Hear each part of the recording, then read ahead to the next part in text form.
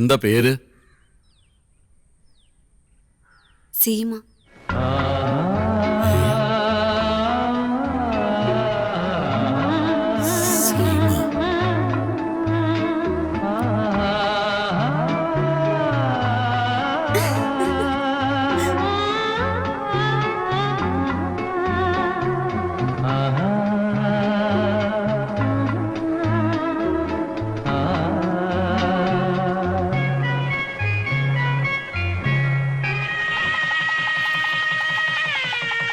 ഇങ്ങോട്ട് ഇരിക്കേ, എന്നിട്ട് ഇത് കഴിക്കും. എനിക്ക് വേണ്ട.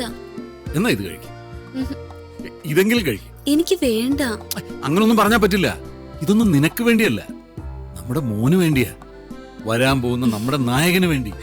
എനിക്കിത് മതി. ഈ ഞാവൽപ്പഴം. ഞാവൽപ്പഴോ?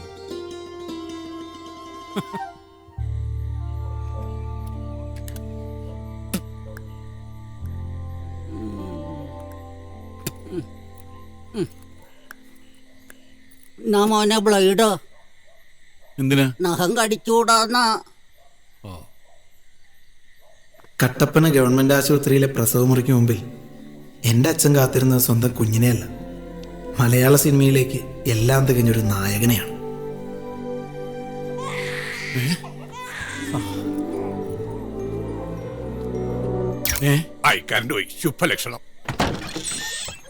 സുരേന്ദ്രൻ ഞാനാ. ആൺകുട്ടിയാ. എവിടെ? മലയാള സിനിമയുടെ ഭാവികാല സൂപ്പർ സ്റ്റാറിനെ ഞാനൊന്ന് കാണട്ടെ. എടാ കറുമ്പ,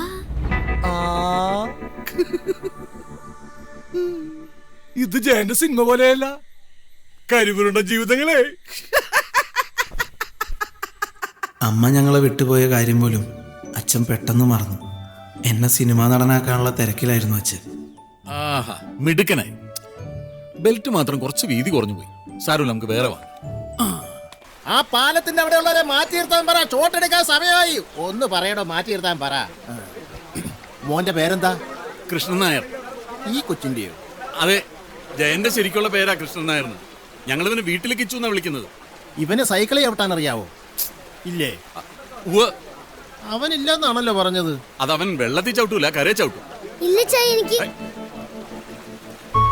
ഇവിടെ നേരെ നോക്കി ചവിട്ടണം. എനിക്ക് സൈക്കിളോട്ട് പഠിക്കണ്ട. സൈക്കിളോട്ട് പഠിച്ചാലേ സിനിമയിൽ അഭിനയിക്കാൻ പറ്റൂ.